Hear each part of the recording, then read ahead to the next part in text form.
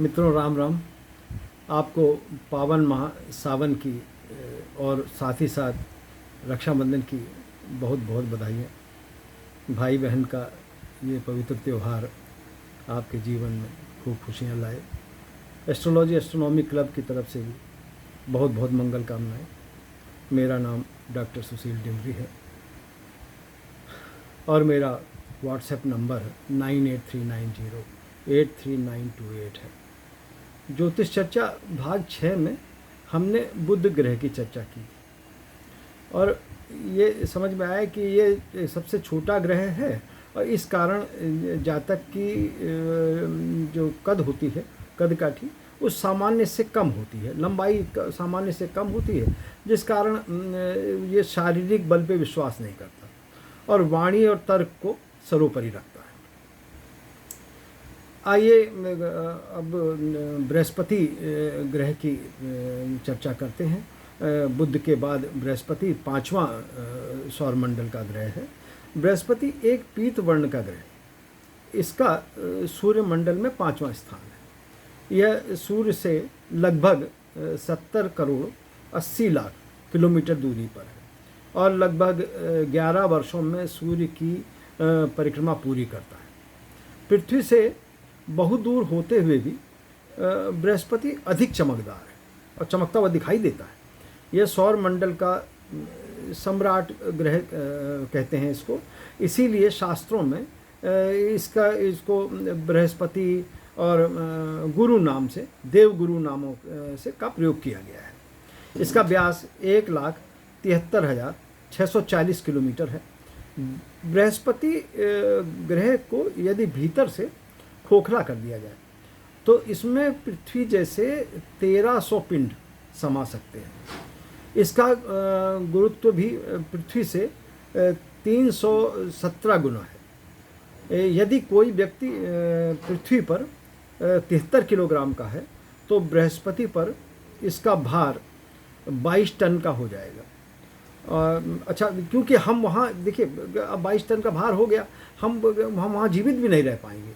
क्यों? इसका कारण ये है कि एक तो हमारा भार अत्यंत बढ़ जाएगा और हमारी शक्ति जो अंदर की है वो पूर्णतः ही रहेगी। इससे क्या होगी, हमारी टांगें टूट जाएंगी, टांगें चूर चूर हो सकती हैं। भाई भार 22 टन का कौन सह पाएगा? तो वो टांगें जो हैं टुकड़े टुकड़े हो जाएंगी। बृहस्पति ग्रह अस्त होने के 30 दिन बाद उदय होता है। अच्छा, उदय के 120 दिन बाद वक्री होता है और वक्री के 120 दिन बाद मार्गी होता है तथा मार्गी के 120 दिन बाद पुनः अस्त हो जाता है। अच्छा, ये बृहस्पति ग्रह के पास चंद्रमा की संख्या 13 है। 13 चंद्रमा इसके इर्द गिर्द है।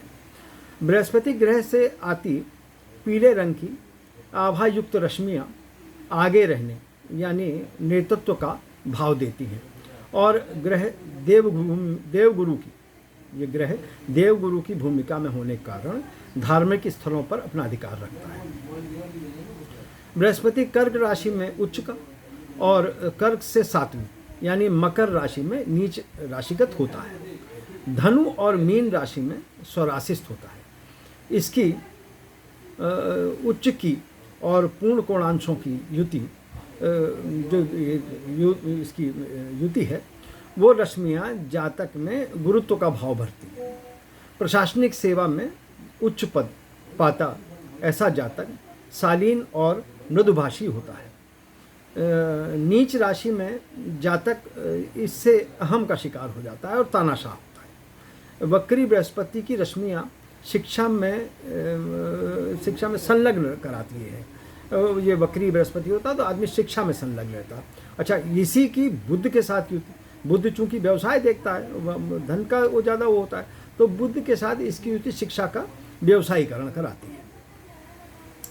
बृहस्पति प्रभावी जातक सामान्य कद काठी का होता है और अपने अंदर सामाजिक बुराई से लड़ने की नीति बनाता रहता है। बृहस्पति के साथ चंद्रमा की युति को गज केसरी कहते हैं, जो कि अति उत्तम होती है। अब गज केसरी जैसे मान लिया हाथियों का राजा, यानी वो जो आदमी धन धान्य से संपन्न जीवन जीता है, ऐसा गज केसरी योग होता है। बृहस्पति के साथ मंगल की युति जातक को मतलब ऐसा मतलब बृहस्पति के उसके साथ है, मंगल के साथ में इसकी युति जो है वो मतलब भूमि का भू स्वामित्व देती है। देवालयों में पूजा जाने वाला ऐसा जातक महंत और देवाचार्य होता है। अपनी स्वराशि में बृहस्पति का होना जातक को नेतृत्व की भावना देता है। ऐसा जातक समाज को आगे बढ़ाने के साथ साथ अपने ज्ञान से उनकी आंखें खोलने का काम भी करता है। बुध के साथ इसकी युति नेतृत्व के साथ साथ पद भी दिलाती है।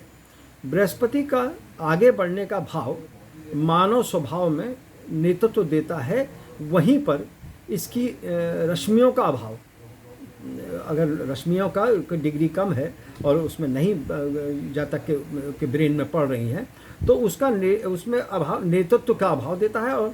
और अधिकता अगर है, ज़्यादा तेज़ी से डिग्री पड़ रही है, ज़्यादा गर्म है तो तानाशाह स्वभाव बनाता है। हमारी प्रकृति में, हमारे नेचर में भी बृहस्पति से प्रभावित वस्तुएं जैसे इसका पीला रंग, जड़ी बूटी, फल, धातु आदि भी समाज में नेतृत्व करते हैं। हमारी 5 उंगलियों में, आप अपनी 5 उंगलियों को देखिए तो तर्जनी के ठीक नीचे बृहस्पति का स्थान होता है। ये शास्त्र सम्मत है, शास्त्र में कहा गया है। आपको मालूम है कि चखने से लेकर, अब देखिए नेतृत्व तो कैसे कर रही है उंगली, अन्य आपको चखने से लेकर बुलाने और इशारा करने में सभी उंगलियों का नेतृत्व तर्जनी ही करती है। युवाओं को जीने की राह दिखाती हमारे संविधान निर्माता बाबा साहब डॉक्टर भीमराव अंबेडकर की भी मूर्ति नेतृत्व का एक उदाहरण है। वो युवाओं में जोश भरती है, आगे बढ़ने का काम करते हैं उसे लेके। इसकी जड़ी है हल्दी, जो कि जीवन और मृत्यु दोनों ही कार्यों में लगती है। और इसका फल है केला, जो कि देव पूजन में, और इसके पत्ते देव पूजन में, हमारी कथाओं में अगर नारायण का वो बनाते हैं तो केले से उसका पत्तियों को बनाया जाता है, आसन बनाया जाता है। अच्छा, मृत्यु में भी केले का पत्ता भी प्रयोग होता है। दो इसमें मतलब जीवन और मृत्यु दोनों में प्रयोग होता है इसकी। अच्छा, इसकी धातु है स्वर्ण। आपने देखा होगा भाई, स्वर्ण से महंगी धातुएं भी हैं, लेकिन हमारी सोना ही अन्य धातुओं का नेतृत्व कर रही है। मित्रों, अभी हमने बृहस्पति के भाव की चर्चा की। ये आपको कैसी लगी? आप अपने विचारों द्वारा हमें अवश्य अवगत कराएं। मैंने ईमेल लिंक और व्हाट्सएप नंबर भी दे दिया है। हमें आपकी क्वेरीज़ का इंतज़ार रहेगा और आगे भी हम आपको ज्योतिष संबंधी रोचक जानकारियाँ भी देते रहेंगे। नमस्कार, जय श्री राम।